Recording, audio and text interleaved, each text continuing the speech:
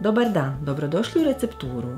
Danas pripremam nevjerojatno fini turski mokri kolač koji je toliko dobar da ga jednostavno morate probati. Ovo je jedan od najsočnijih kolača s odličnim čokoladnim preljevom, a radi se s mjerama na čaše, pa je vrlo jednostavan za napraviti. Za kolač nam je potrebno 5 jaja,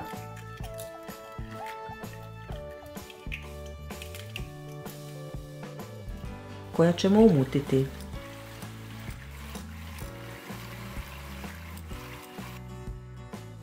Zatim dodajemo čašu šećera i jedno pakiranje vanilin šećera,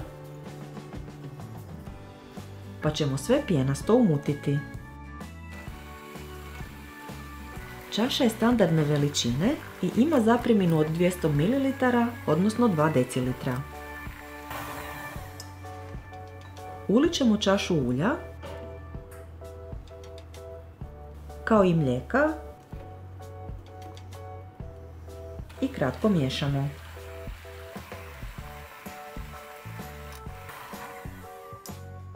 Zatim u smjesu dodajemo 2 čaše glatkog brašna, 5 žlica kakaa te jedno pakiranje praška za pecivo. Nakon toga sve ću završno izmiješati.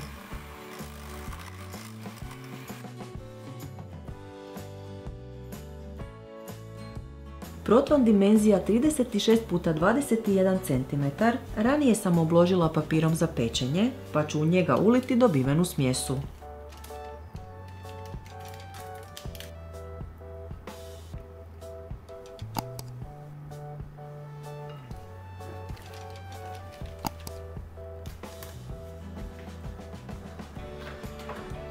Pečemo 30 minuta u zagrijanoj pečnici na 190 stupnjeva.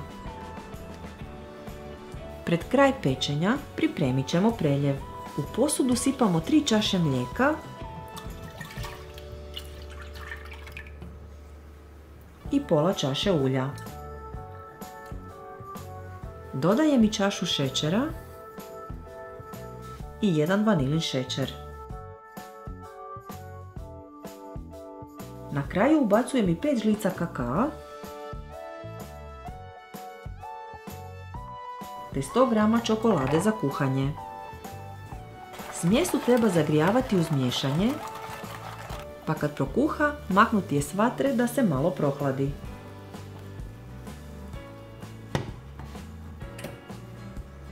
Biskvit je pečen, pa ćemo ga izvaditi.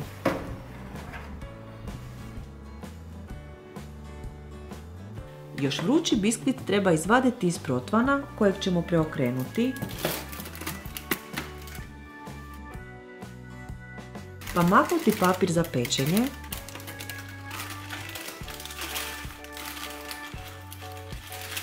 te ga tako preokrenutog vratiti u protvan. Zatim ćemo ga na više mjesta probosti s čačkalicom te izrezati na kocke.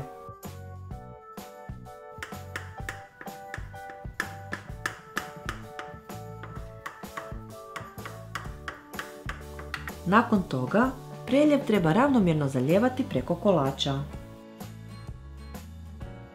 I kolač i preljev trebaju biti topli, a budući da su kocke narezane i izbodene, sve će se lijepo upiti.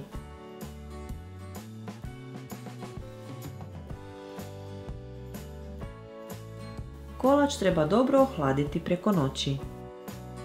Kad je ohlađen, spreman je za posluživanje,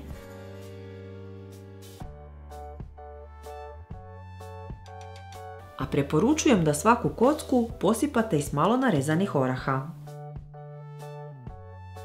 Ako vam se dopao ovaj video, dajte nam like i ostavite komentar, te ne zaboravite zapratiti naš kanal i stisnuti zvonce kako bi dobili obavijesti o novim receptima. Sve naše recepte možete naći i na web stranici receptura.com.